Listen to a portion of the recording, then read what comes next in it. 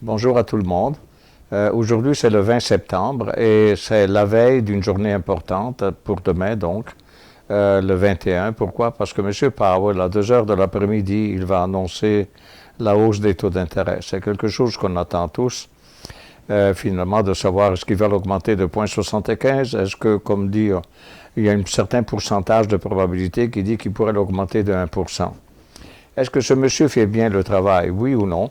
Mais je dois vous dire, il y a des théories, la théorie de M. Taylor, qui est un prof d'université américaine et qui, il y a 20 et quelques années, avait dit que la Banque centrale a trop de pouvoir. Finalement, il a le pouvoir d'augmenter les taux, de ne pas les augmenter, de décider si on a l'inflation, si c'est risqué ou non. Et ce sont des gens qui ne sont pas élus. Ce sont des gens qui, finalement, ont leurs défauts, comme tous les humains. Et donc, ils ont un pouvoir immense de créer le bien-être ou de créer, finalement, la souffrance pour les gens. Dans la théorie de Taylor, c'est très intéressant, mais on en parlera dans une autre capsule de connaissances, en fait, de savoir. La théorie de Taylor dit que finalement, il faut augmenter les taux d'intérêt pour dépasser l'inflation.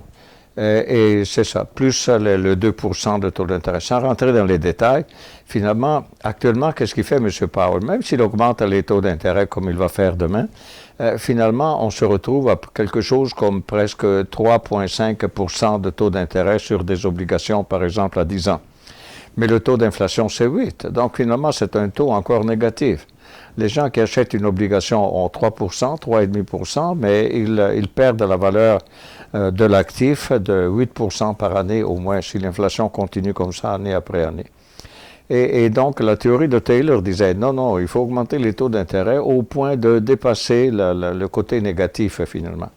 Bon, mais en oubliant tout ça et tous les problèmes que ça peut créer, finalement, il y a quelque chose de très intéressant à vous faire noter. Il y a un indice de bourse qui s'appelle, indice de bourse, mais en réalité, c'est parce qu'il est à la bourse, mais c'est un indice en tant que tel, et c'est l'indice du dollar US.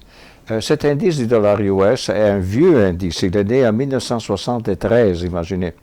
Et pourquoi en 1973? Parce qu'en 1973, c'était la date ou l'année de la fin de l'accord de Bretton Woods. Vous voyez, c'est marqué AA Bretton Woods, 1973. Pour ceux qui veulent tellement faire un peu les touristes quelque part, Bretton Woods, c'est pas loin d'ici. C'est dans le New Hampshire. C'est juste à l'entrée de l'État du New Hampshire, aux États-Unis. Il y a un village qui s'appelle Bretton Woods. Et c'est là qu'en 1944, finalement, les alliés de l'époque, la Deuxième Guerre mondiale n'était pas finie, mais on entrevoyait la fin d'ici un an par rapport à l'époque, et donc on jetait déjà les bases de l'économie de l'après-guerre. Et les bases disaient que finalement, la base de tout était l'or à 35 dollars US, et c'était la seule devise finalement qui pouvait être convertie, je pense, en dollars, l'or dans une devise. Et toutes les autres devises étaient finalement à un taux fixe, en quelque sorte, par rapport, pas en quelque sorte, mais vraiment à un taux fixe de taux de change avec le dollar US. Finalement, on était tous liés à l'or, on était tous liés au dollar US à 35 dollars l'once pour l'or. Et puis, ça, c'était l'accord de Bretton Woods. Et cet accord a créé un boom économique énorme avec la reconstruction et tout de toute l'Europe et puis tout ça. Et en 1973, par contre, il s'était créé à travers les années une sorte de déformation. Chaque pays n'augmentait pas sa croissance économique d'une façon égale. Ça créait des distorsions. Il y avait déjà 2 marchés de l'or, un officiel à 35, un qui n'était pas, mettons, officiel et qui était à 300 dollars l'once, ou des choses comme ça. Conclusion, le président américain Nixon a aboli l'accord de Bretton Woods. En abolissant l'accord de Bretton Woods, finalement, en 1973, est né le risque des devises. Avant, il y avait, par exemple, le dollar canadien était plus ou moins fixe pendant des années à 92 cents US pour un dollar canadien. Il y avait, par exemple, je ne sais pas, mettons, j'invente parce que il faudrait avoir des tables précisément là-dessus, mais quand même, par exemple, il y avait 2 marques allemandes pour un dollar US, ou encore 4 francs français pour un dollar US. C'était des taux fixes, et ça avait permis de relancer l'économie de la planète parce que tout le monde savait où on s'en allait avec le taux de devise, le taux de change. En 1973, on a enlevé tout ça et d'un coup, les devises sont été libres pays par pays de fluctuer selon. Et voilà que le mark allemand est devenu 4 marks allemands pour un dollar US. Finalement, le dollar US s'est dévalué par rapport aux devises, mais pas d'une façon égale partout. Finalement, le problème était, par exemple, prenez le cas de General Motors. Elle avait installé des usines en Europe pour faire des voitures. Naturellement, elle recevait l'argent, mettons, en francs français ou en marque allemand ou en lire italienne, et puis il fallait le convertir en dollars US. Mais là, à cause de la fluctuation de devises, finalement, ça marchait plus cette affaire-là. Donc, finalement, c'était pas toujours gagnant-gagnant. Et donc, la conclusion a été de créer un indice de bourse, et la General Motors pouvait se hedger contre les fluctuations du dollar US par rapport aux autres devises et en se hedgeant, sans rentrer dans la technique de ce qu'est un hedge et tout ça, mais ça servait cet indice pour couvrir le risque de la fluctuation des taux de change des devises. Il y avait à l'époque, je crois, 13 devises qui étaient là. Naturellement, après, à partir de l'an 2000, on a l'euro en Europe, et donc toutes les devises européennes, finalement, la plupart des devises européennes n'existent plus. Il n'existe plus le franc français, le mark allemand, la lire italienne, tout s'appelle euro. Et donc, l'indice a évolué. Et avant, il avait 13 devises. À présent, il en a juste 4 ou 5. Actuellement, le nombre de devises qu'il y a sont essentiellement 6. Vous avez l'euro, que lui compte pour presque 58%, le yen japonais pour 14%, la livre britannique pour 12%, le dollar canadien, on est là aussi, 9%, la krona suédoise, la monnaie suédoise, 4,2%, et le franc suisse, 3,6%. Donc, c'est la composition, c'est la pondération de cet indice-là. Finalement, cet indice, c'est quoi? Est-ce qu'il est important? C'est intéressant comme benchmark pour voir où on s'en va. Et regardez, l'indice s'est mis à monter cette année, 2022, jusqu'à hier, finalement, est monté de 14%. Pourquoi il est monté par rapport aux autres? Ça veut dire que les autres devises se dévaluent. Pourquoi il est monté? Parce qu'on a la hausse des taux d'intérêt de la Réserve fédérale, parce qu'on a la guerre en Ukraine qui crée des problèmes en Europe. Ensuite, 3, on a le ralentissement économique en Chine. Aussi, ils ont des problèmes en Chine. Ça ne marche plus aussi bien comme c'était avant. Et donc, finalement, qu'est-ce que ça crée tout ça? Ben, ça crée que si l'indice du dollar US monte, c'est-à-dire si le dollar US s'évalue par rapport aux autres devises, les dettes qui sont en dollars US sur la planète, et ça, il y en a pas mal, de milliards là-dedans, ça finit pour coûter plus cher. Juste pour vous donner une idée, qu'est-ce que ça veut dire? Moi, j'ai une certaine expérience de la Hongrie. Pourquoi? Parce qu'à un certain moment, la Bourse de Montréal, pour laquelle j'étais en relation, disons, de travail, il m'avait envoyé en Hongrie, à l'Institut des banquiers pour parler finalement du capitalisme et comment ça allait les produits et puis tout ça, du capitalisme. Ça, c'était à la fin de la guerre froide.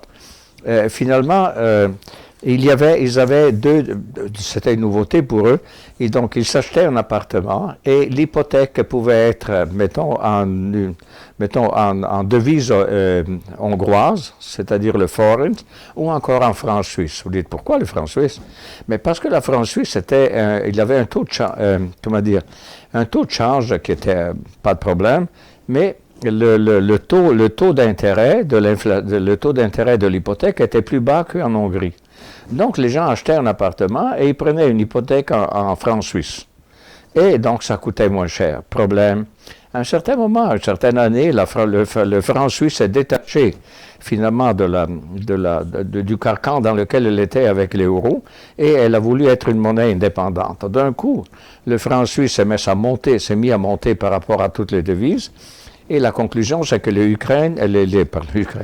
les Hongrois se sont retrouvés d'un coup à payer beaucoup plus cher pour leur hypothèque.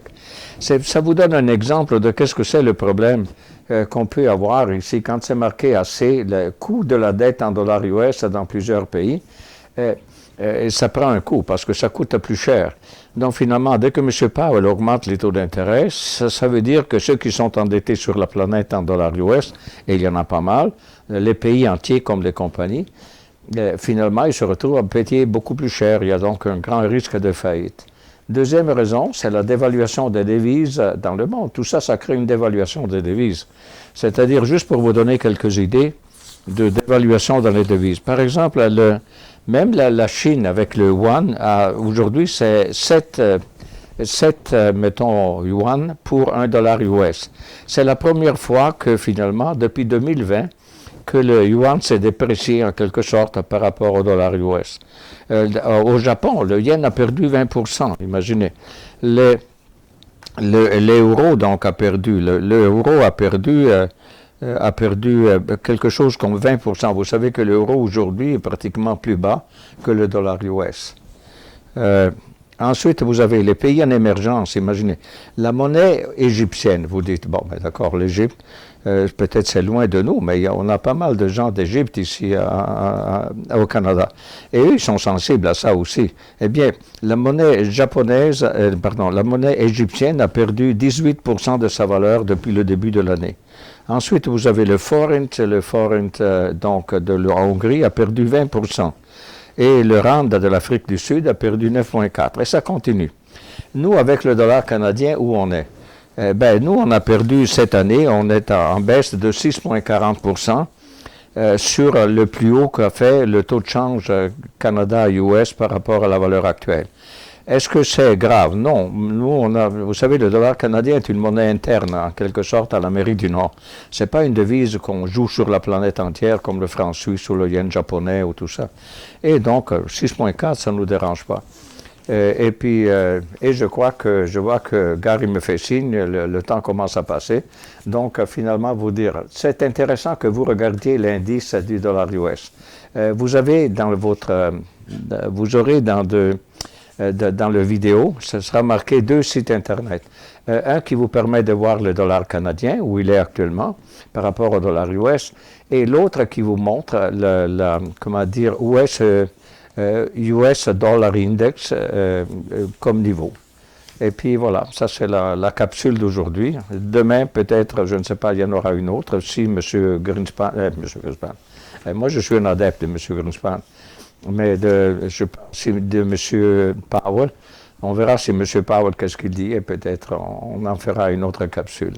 Et voilà, bonne journée à tout le monde.